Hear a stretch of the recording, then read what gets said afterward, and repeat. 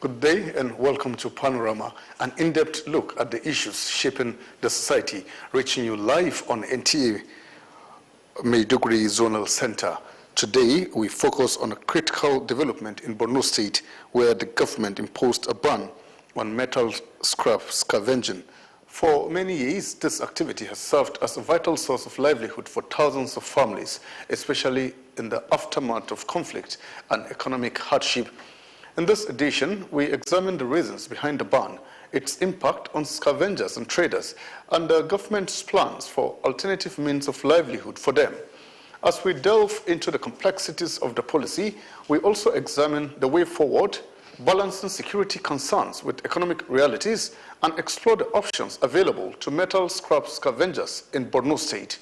I am Abubakar Musa, your guide on the program. Thank you for joining us.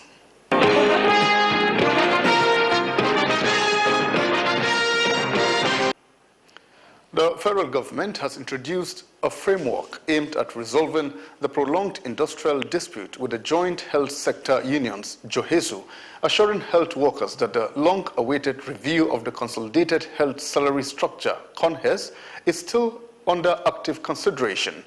The government's response follows a joint statement by the Nigeria Labour Congress, NLC, and the Trade Union Congress, TUC, which accused the Federal Ministry of Health and Social Welfare of deliberately failing to implement the 2021 report of the Technical Committee on CONHES adjustment.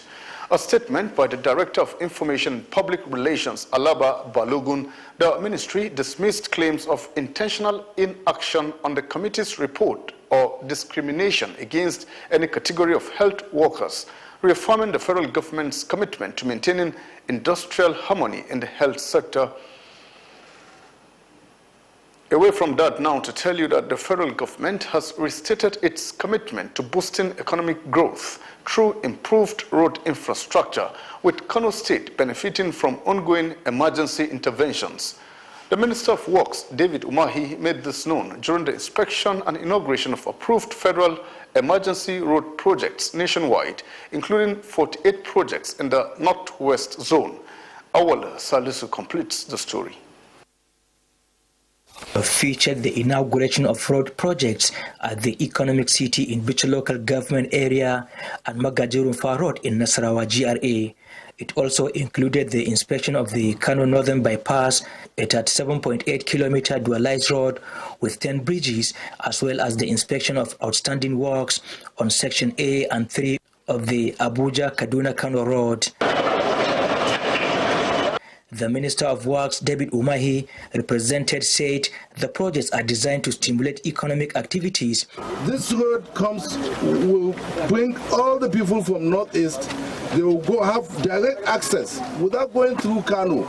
They will go straight if they're going to Northwestern State. The team also inspected repair works on washed-out culverts.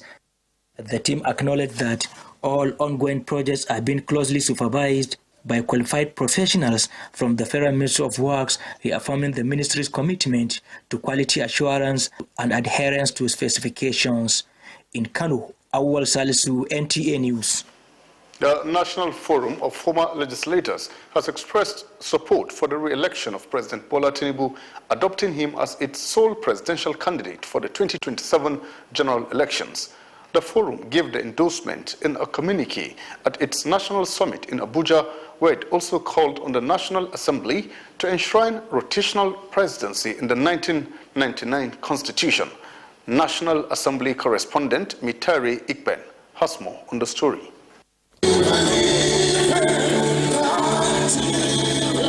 The National Forum of Former Legislators brings together federal and state lawmakers who were once active even as presiding officers to leverage on their wealth of experience and institutional memory for nation building and the welfare of members. The theme of this year's National Summit, National Unity and Nation Building Beyond 2031, speaks volumes about the need to close ranks for sustainable reforms and national development irrespective of political leanings. Several speakers described national unity as necessary for Nigeria's survival, anchored on the principles of justice, equity, and rotational presidency. When people serve 4 years and they've done well, we return them for another 4 years. And again, there's concept of north-south dichotomy. If all of us agree that rotation is necessary for us to be stable as a polity, why wouldn't we constitutionalize it? In keeping with the spirit of equity, inclusion, and national balance, we affirm that the presidency should return to the Northern region after the completion of the Saudi presidency and the administration of Bola Ahmed Tinubu, that the current president of the Federal Republic of Nigeria should be supported to complete the full 8 years. The forum attributed its support for continuity of the Tinubu presidency to robust socio-economic reforms of the present administration. President Tinubu's government has advanced numerous initiatives built on the foundation of national unity through programs that span the entire country. Because of the improvement in security, instead of running away from the Northeast, people were running to Northeast in order to celebrate the holy days. It's important to understand that this president came on board, took the very difficult decision, took the decision presidents would have been scared to take in their second term. He took it in his first term, not even considering that he had an election ahead of him. The National Forum of Former Legislators also canvassed consideration of its members and their inputs in the constitution review process. In Abuja, Mitaire Ikben, NTA News. Renewed Hope Initiative, the famous President Bola Ahmed Tinubu government's pro-people mantra, has inaugurated its Jigawa state structure, first in the country, to strengthen sensitization of citizens in Jigawa state on the achievements of President Bola Ahmed Tinubu under his Renewed Hope agenda, and to further mobilize the citizens to support the president. Mohammed Musa Askira reports that the program rounded up with the distribution of food palliative to religious and community leaders as seasonal token from the president in Dutse. Musa Shuaibu Guri has emerged as the Jigawa State Coordinator of the Renewed Hope Ambassadors and National Support Group backing President Bola Ahmed Tinubu's Renewed Hope agenda. The development took place at a stakeholders meeting held at the Manpower Development Institute in Dutse, which attracted a large turnout of youths from across the state. Participants at the meeting pledged to embark on a massive sensitization campaigns to highlight the impacts of the Renewed Hope agenda in Jigawa State and how it has improved the economy of the people. The Jigawa Renewed Hope Ambassadors, under the national leadership of its Director General, the Imo State Governor, Hope also demised the funds to be formally inaugurated at the state level in Nigeria. The group says its mobilization strategy is aimed at ensuring wider public awareness and sustained support for the Renewed Hope agenda across Jigawa State and the country at large. One of the cardinal achievements is increase in the federal, state and local government revenues and allocation for developmental projects. Railway line project is reaching advanced stage. Tactical approach in addressing security challenges is on the top gear. This Renewed Hope, they will go down to the grassroots. They will follow Nigerians house to house to tell them the achievement of His Excellency, the President Bola Ahmed Tinubu, and also the Governor of Jigawa State. The engagement rounded up with the distribution of food palliative to religious and community leaders as a token from President Bola Ahmed Tinubu to appreciate their unwavering support to his government. From Dutse, Muhammad Musa Askira, NTA News. This is Panorama on the Nigerian Television Authority. We have more reports for you as soon as we return.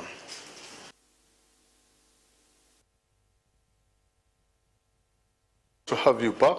In Borno State, a government move to protect public infrastructure has sparked concern among thousands who depend on metal scrap scavenging for their livelihood, highlighting the delicate balance between security and economic survival.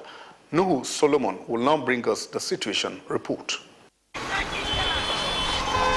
Borno State government had imposed a ban on metal scrap scavenging following increasing cases of vandalization of public facilities, including electricity and water infrastructure, with implications for public safety and service delivery. The measure, aimed at protecting lives and critical assets, had a high-level committee constituted to review the ban, ensure compliance and address security concerns associated with the activity. Despite the hardship caused by the ban, registered metal scrap scavengers say they are complying with the directive distancing themselves from criminal elements and pledging cooperation with government to protect public assets. Mu ba mu da inda yafi Borno State, saboda haka mu muna nan anan muka rayu anan zamu mutu.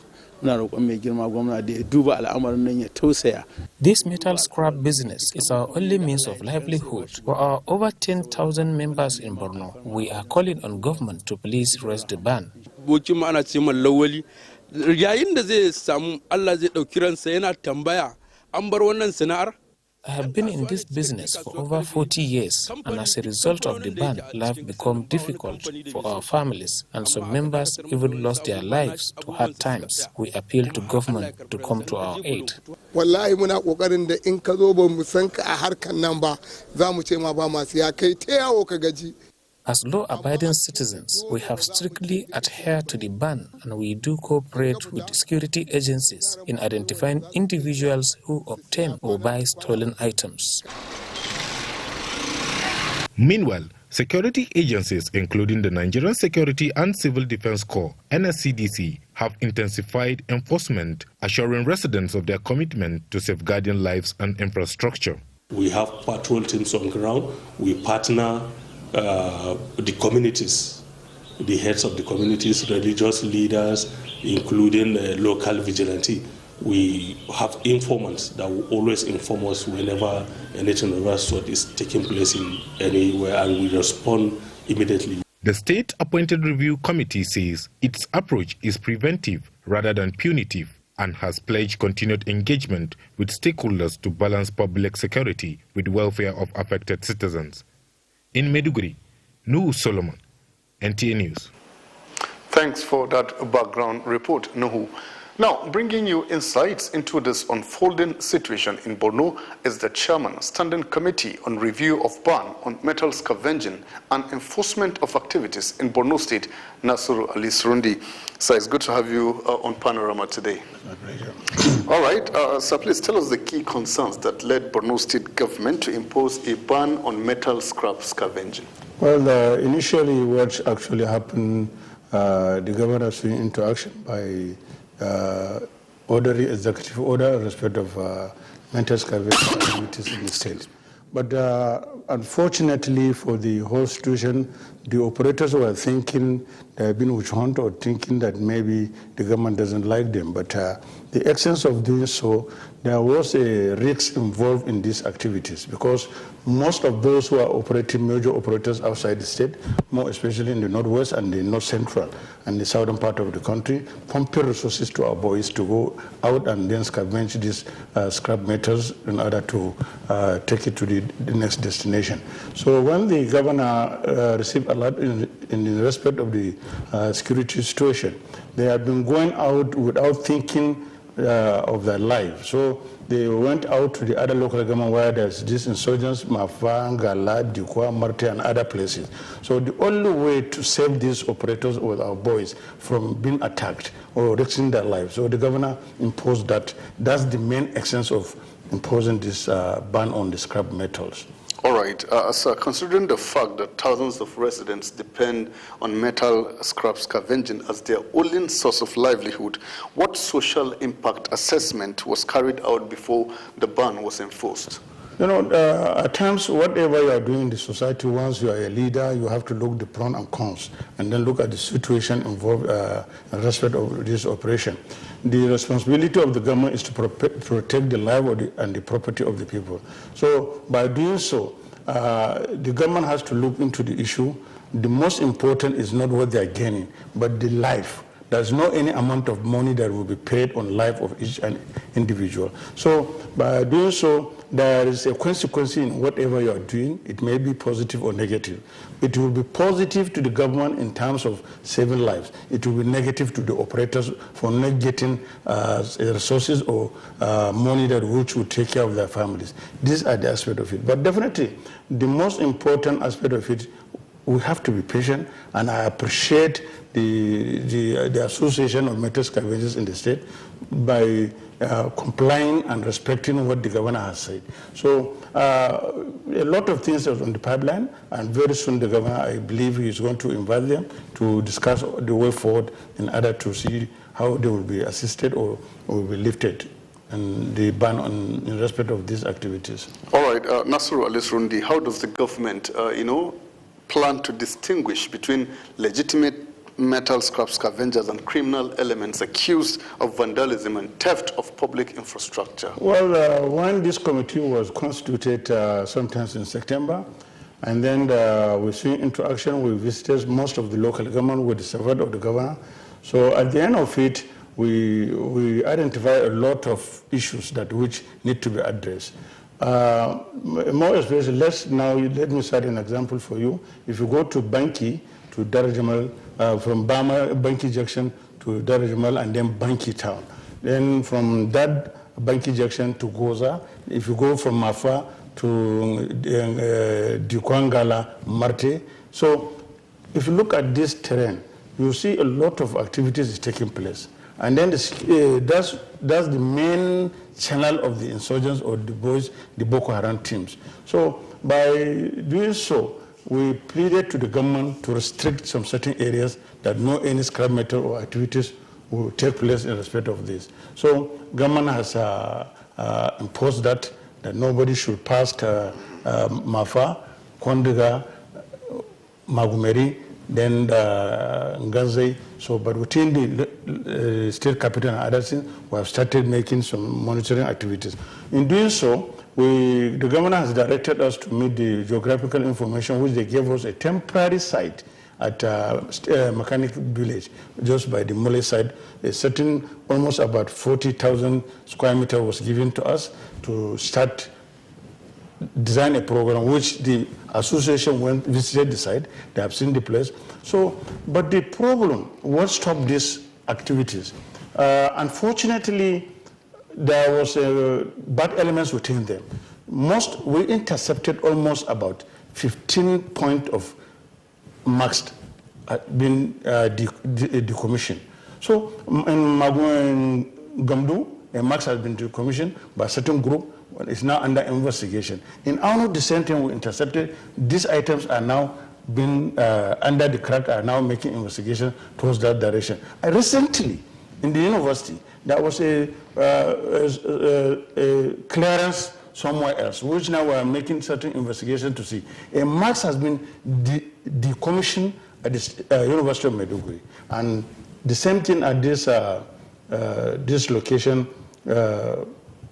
this runabout, to Gumati, there was a marks in that particular, has been decommissioned. So the issue, if all these things have been allowed to be decommissioned, then how are we going to tackle the situation of the security by communicating through radio messages and other things? So by these major operators that are pumping resources are not indigenous from the state. They are coming, giving these resources to our boys, and our boys doesn't know the implication. They will only generate fake documents and say this is a clearance from the federal government. So henceforth, no any item will be decommissioned, no any scrap metal will go out until we inspect and get a clearance confirmation from the authority has given that clearance.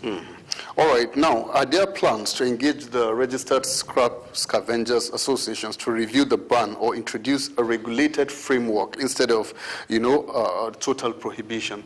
The issue, fortunately, the governor has given approval, which I went out. I came back yesterday. So almost a month I'm outside making consultation with the constitutional lawyers to look at the pros and cons and what are the way out if this thing will be allowed. And then if the law, a punishable law should be on ground for anybody that violated this thing. So whatever we are going to do, and we advise the government to do, we have to operate within the ample of the law. So now I am going to submit the report to the governor immediately. By the time he looks into it and then make consultation with the Minister of Justice, the Attorney General, so then we'll get the feedback from His Excellency by God's will. And it's going to be a positive response towards that direction. We hope so. In the interim, what alternatives or support measures is the government providing to cushion the economic hardship faced by affected families, especially in a post-insurgency recovery state like Borno? In the committee, members of the committee being constituted by the government, there is a representative of Ministry of Local Government and Chieftaincy Affairs, and there is a representative of Ministry of Youth, Ministry of Sports and Youth Empowerment, under the Ministry of Justice, and the representative of the Secretary of the Borno State Government. So the information and internal security, there is also a representative. All what we are doing is a teamwork. Then by the time we finalize now in the summary, each and every person will make a submission to the Honorable Commissioner, and then now they will forward it in a summary to the Governor, the way forward to assist them, and what will be out. Definitely, the Governor is a listening Governor, and he's somebody who always tries to sympathize with whoever is not getting something for his survival or daily activities. So I believe, inshallah, Governor will do something and they will be called, and this matter will be addressed by God's willing. Okay, before we let you go, what message do you have for scrap scavengers and their leaders as the state, continues to face security challenges? My advice to them, and I'll keep on appealing to them, they should exercise patience and always try to pray so that God will give them a certain guide in order the way to operate these activities. But the most important aspect of whatever we are doing is to look at what are the things we are going to do it to be legitimately. So they have been patient, and they should always avoid people bringing clearance for them, fake document, to instigate them or to push them to go and do something at the end that the people to face the consequences. So let them avoid anybody that comes to them. They should verify, meet the committee. At any time anybody calls me, I respond. Send the documents to me. I will look at it, then give them the response immediately. And we'll be doing so. And I really appreciate and I thank them for being patient and supporting this government. And they will continue supporting the government. And they should also understand that you are doing all this for the security of the state. Definitely. Is that not the essence? That's the essence of it. All right. Nasiru Ali-Surundi, it's actually been great discussing with you. We've been discussing with the Chairman Standing Committee on Review of Ban on Metal Scavenging and Enforcement of Activities in Borno State, Nasiru Ali-Surundi. Nigeria's senior men's handball team, the Golden Arrows, are battle-ready for their quarter-final showdown against Angola at the ongoing tournament in Rwanda. Suleiman Musa Hasmo on Sports Update. Nigeria's sole representative in the CAF Champions League, Rivers United, are still searching for their first win in the competition after playing out a goalless draw with Power Dynamos in Zambia. The Nigerian side found it difficult to break down their host's resolute defense and had to settle for a share of the spoils in a closely fought contest. Rivers United, who are in Group A, remain winless after earlier defeats to RSB Bikani and Egypt's Pyramids FC. They currently sit bottom of the table with just 1 point from 3 matches. With only a few games left in the group stage, Coach Finidi George's side now face a daunting task in their bid to reach the knockout rounds. Still on football, in the only Nigeria Premier Football League match played on Saturday, Katsina United were held to a goalless draw at home by Plateau United in a keenly contested encounter. Attention now turned to Sunday's fixtures as Wiki Tourists host Kano Pillars, Ikorodu City visit El Kanemi Warriors, while Rangers International of Enugu face Warri Wolves. Shooting Stars will battle Bendel Insurance in Ibadan. Barao FC take on Bayelsa United in Kano, and Nasra United lock horns with Abia Warriors. Match day 22 will be concluded on Monday with defending champions Remo Stars set to entertain Kun Khalifat FC. To the English Premier League, Fulham came from behind to storm Brighton 2-1 in match day 22 on Saturday. Substitute Samuel Chukwueze equalized in the 72nd minute before Harry Wilson struck deep into stoppage time to complete a comeback. Nigeria's Alex Iwobi also featured in the encounter. Elsewhere, Manchester City returned to winning ways after 2 straight defeats by beating Wolves 2-0 at the Etihad Stadium, while West Ham defeated Sunderland 3-1 to climb out of relegation zone. Attention now shifts to Sunday's fixtures with Crystal Palace hosting Chelsea, Newcastle United taking on Aston Villa at St James Park, and league leaders Arsenal facing Manchester United in a blockbuster Super Sunday showdown. And finally, Nigeria's senior men's handball team, the Golden Arrows, have set up a Sunday quarter-final showdown against Angola at the ongoing African Men's Handball Nations Cup in Kigali, Rwanda. The Nigerian side delivered a commanding performance to defeat hosts Rwanda 30-20 to finish top of Group A. The victory capped a dominant group stage campaign that secured the team a quarter-final spot. With Sport Update, Suleiman Musa, NTA News. Thanks indeed, Suleiman. And that is how it has been on Panorama today from NT Maiduguri Network Center. From myself, Abubakar Musa, and the whole team is goodbye and see you next time.